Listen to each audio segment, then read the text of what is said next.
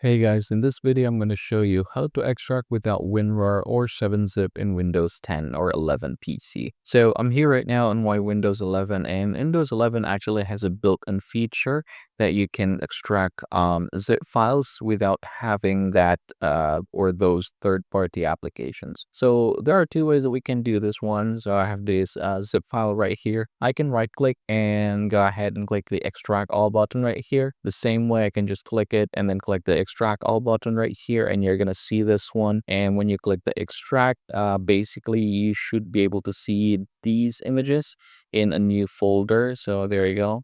Yeah, let's just go ahead and show that one.